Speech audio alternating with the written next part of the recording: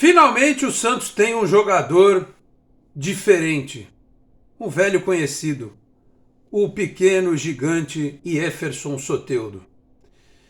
Fala rapaziada, tudo certo? De volta para mais um vídeo aqui do nosso Canal 10, analisando como foi a vitória do Santos sobre o São Paulo na noite deste domingo na Vila Belmiro, 1-0, gol do Lucas Braga, numa construção de jogada espetacular de Marcos Leonardo e principalmente de Soteldo. Falo aqui em nome de Peter Leandro e Dani Haddad Fisioterapia. Quer ter mais qualidade de vida e ficar livre das dores? Então entre em contato com o Peter ou com a Dani pelos telefones 13997040944, 13997827308. Conheço o trabalho também pelo Instagram, @Peter Leandro e Dani Haddad. Também a Exatec Informática na Senador Feijó 686, sala 1820 no Blue Office. O site é o exatecinformatica.com.br, telefone 13 30 20 18 77. Conheça mais da Exatec também nas redes sociais. Se você está chegando agora aqui no Canal 10, eu peço para se inscrever, ativar as notificações, deixar o like, que também ajuda demais o nosso trabalho. E se você quiser, torne-se membro do canal. Meus caros, o Santos ganhou, né? Fez 3 pontos, era o principal. Subiu na tabela do Campeonato Brasileiro.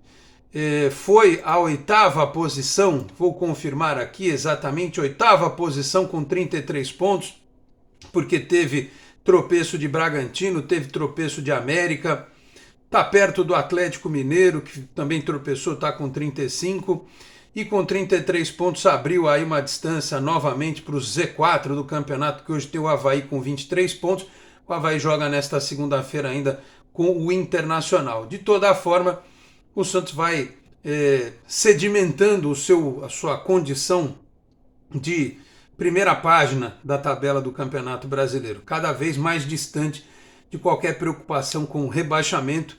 E como eu disse no pré-jogo e na live relâmpago que fizemos aqui, não foi nem tão relâmpago assim, foi mais de surpresa neste domingo, era o jogo que o Santos precisava ganhar para determinar qual seria a missão dele no campeonato. Para muita gente ainda é contra o rebaixamento, mas eu acho que, além de ser contra o rebaixamento, a vitória mantém o Santos brigando pela Libertadores, porque se perde, aí eu acho que a disputa pela Libertadores ficaria um pouco mais difícil. E esse jogo foi construído, esse resultado foi construído com uma estratégia perigosa do Lisca, né? No primeiro tempo até o Santos tentou marcar um pouco mais alto, tentou ser um pouco mais combativo, e enquanto o time tinha pernas, conseguiu construir algumas jogadas. Foi assim que nasceu o gol, né? Na bola que o Marcos Leonardo encontra o Soteldo lá do outro lado, e o Braga, que estava jogando pelo lado direito, né? Ele começou do lado direito, entrando no cruzamento do Soteldo, fez de cabeça 1-0. O São Paulo entrou com um time misto no primeiro tempo, e aí no segundo tempo foi colocando aos poucos alguns outros titulares, né, como o Caleri, enfim. E o São Paulo dominou o jogo no segundo tempo. Uma coisa é você jogar no contra-ataque, outra coisa é você jogar só se defendendo, porque com o tempo foi passando, e o Soteldo também não aguentava mais, né? Em circunstâncias normais ele teria saído do jogo, teria sido substituído. Mas não deu, ele teve que ficar até o final, porque cada vez que ele pegava na bola, ele criava alguma coisa. Ele ainda distribuiu alguns passes, bateu uma falta perigosa. Enfim, ele tinha que ficar em campo, não tinha jeito, né? A bola tinha que chegar nele para o São Paulo ter um pouco de preocupação. Aliás, isso é algo que o Santos vai oferecer aos adversários agora, preocupação. Porque além do Marcos Leonardo ser o jogador que é, o goleador que é, os zagueiros sabem que não podem bobear com ele lá dentro da área. Tem o Soteldo, que num cruzamento, numa ida ao fundo, numa jogada, num drible, ele pode desequilibrar. Mas o São Paulo foi superior no segundo tempo. O Santos até teve, na primeira etapa, mais finalizações e menos posse de bola. No segundo tempo, essa estatística reverteu completamente a favor do São Paulo. O São Paulo teve 71% de posse de bola, o Santos 29%. E o Santos terminou com 13 chutes no gol, o São Paulo com 18. O São Paulo acertou 6 na meta, o Santos acertou 5. E se não é o João Paulo de novo, né, a batata santista tinha assado.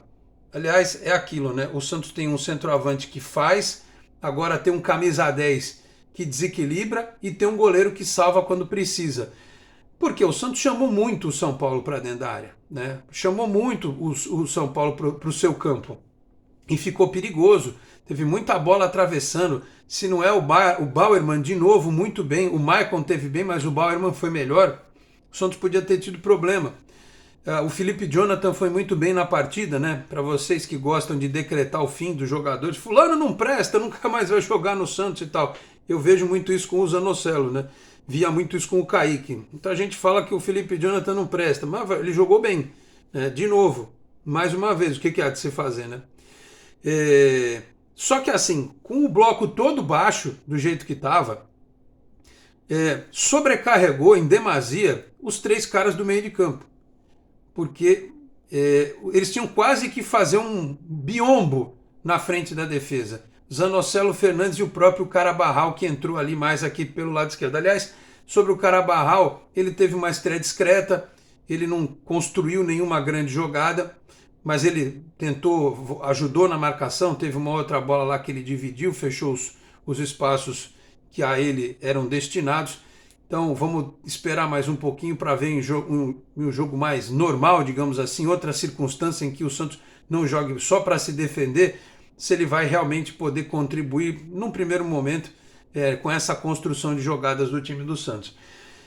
E aí, com essa aposta do contra-ataque, faltou, né? Aí o Lisca tentou pôr o Ângelo, mas faltou um jogador que colocasse a bola em condição para o Ângelo, para o Soteldo, né? E aí, desculpa, eu não sei se eu vou ser exagerado, mas não é possível que o Bruno não fique no banco desse time, né? Porque o Bruno, nas poucas vezes que jogou no Santos, você via que ele encontrava na visão espaços e colocava o companheiro em campo. Eu estou até agora sem entender qual foi o intuito do Lisca, eu não vi a coletiva dele, em colocar o Lucas Barbosa no time. Aliás, a sorte do Lucas Barbosa é que o Santos ganhou. Porque se perde ou empata, aquele gol que ele perdeu, aquele gol é selo Nilson de qualidade, né? Ele é selo Nilson de qualidade. Não pode perder um gol daquele. Num clássico, de forma alguma, né? O Ângelo e o Marcos Leonardo constroem uma baita jogada e o Lucas Barbosa tá com o gol escancarado na frente dele. Dava para ter até parado a bola e chutado. Não pode perder um gol desse. Mas é aquilo. Perdeu porque estava em campo. Né? Eu não entendi muito bem o porquê disso. Se bobear, olha, eu vou falar um negócio para vocês. Se bobear, até o Johan Júlio naquela posição tinha sido mais útil. Porque ele tem dinâmica. Ou o Lisca queria o Lucas Barbosa pela questão da bola aérea. Porque o Johan Júlio tem mais dinâmica com a bola no pé. Marcação, rouba a bola. Eu acho que o Lisca errou nessa colocação do Lucas Barbosa. Mas enfim, no final das contas deu certo, o time ganhou, o Ângelo teve uma ou outra boa jogada, mas é aquilo, o time sempre está muito atrás, né? E vão algumas bolas para ele no contra-ataque, como no final para o Soteldo também, um pouco mais difíceis, porque sempre dobrava a marcação em cima, mas é que o Soteldo hoje é um jogador muito mais pronto, obviamente, do que o Ângelo, né? Enfim, e o Santos foi valente, isso ninguém pode negar, né? O time correu, o time lutou, o time se entregou, todo mundo, né? A compactação defensiva foi muito boa. Esses 18 chutes e 6 na meta, é aquilo, o Santos deixou o São Paulo chutar, mas muitos chutes de longe, e os 6 na meta foram dentro do que a gente imagina num clássico, né? O Santos acertou 5, o São Paulo 6. Se você olhar proporcionalmente, para quem teve 71% de posse de bola, o São Paulo só chutou 6 vezes na direção do gol. O Santos, com 29% de posse de bola, conseguiu atingir a meta em 5 oportunidades. Então, assim, não é jogo para a gente analisar os detalhes táticos. O Santos se defendeu, né? E jogou no contra-ataque. E agora, o que me preocupa, isso deveria ser um aspecto positivo, não pode ser negativo, é achar que em todo jogo você vai estacionar um ônibus e vai mandar a bola no Soteldo para ele resolver. Que, aliás, durante alguns períodos da história do Santos com o Neymar em campo era o que acontecia, né?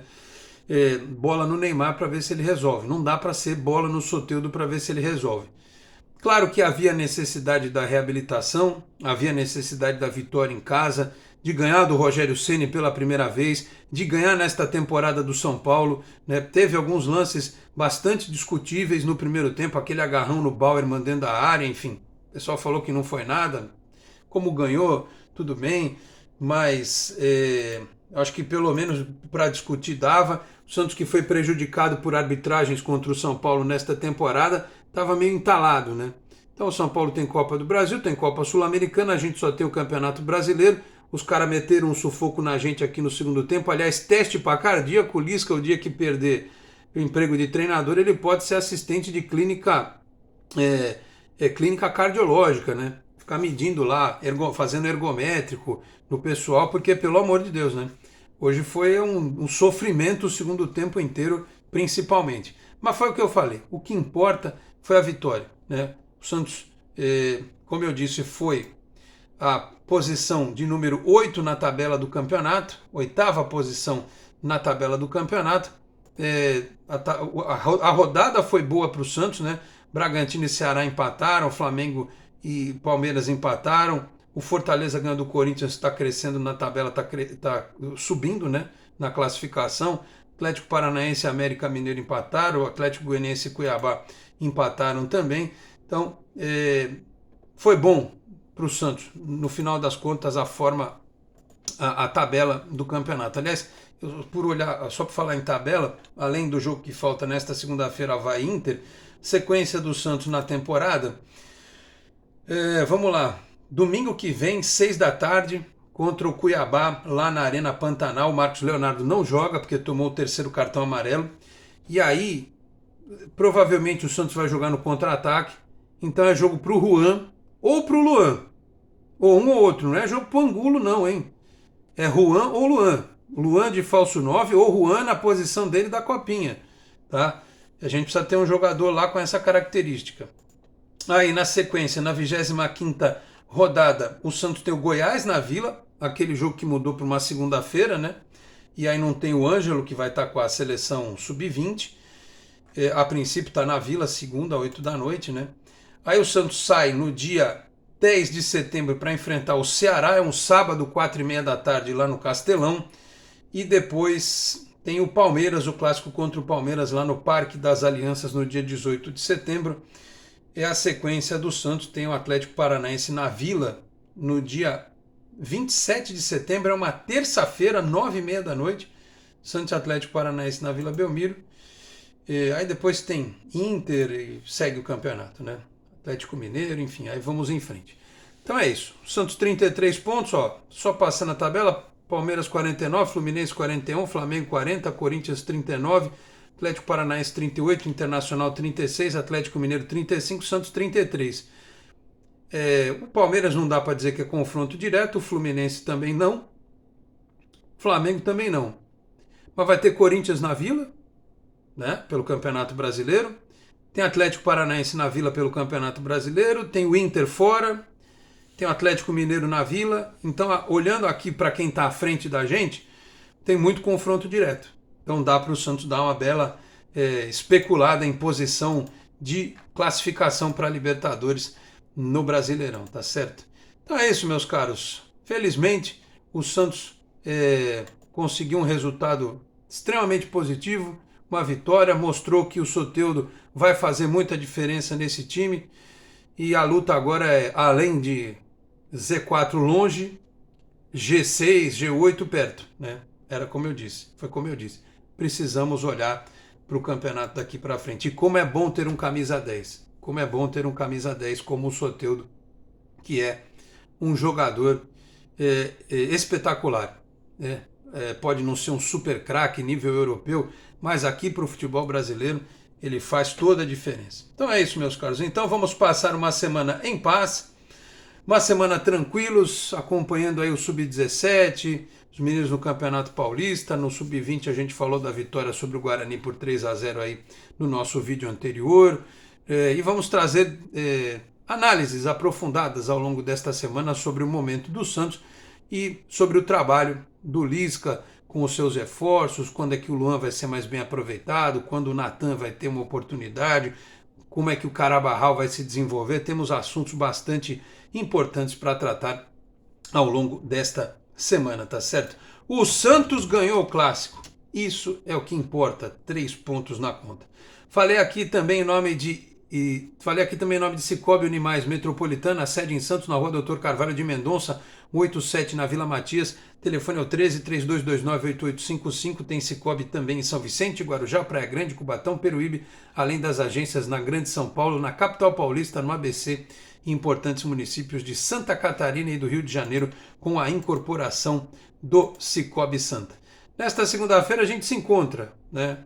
Talvez na live da hora do almoço, vamos ver se dá, ou em vídeo gravado, a live segunda ou terça, é provável que seja nessa segunda. Vou falar aqui com o meu amigo Henrique Farinha, se a gente faz aquela nossa live, a gente apresenta a coletiva do Lisca e tal, bateremos papo muito mais sobre esta grande vitória do Santos sobre o São Paulo, tá certo? Vou ficando por aqui. Muito obrigado a todos pela audiência, um grande abraço e até a próxima. Tchau, pessoal.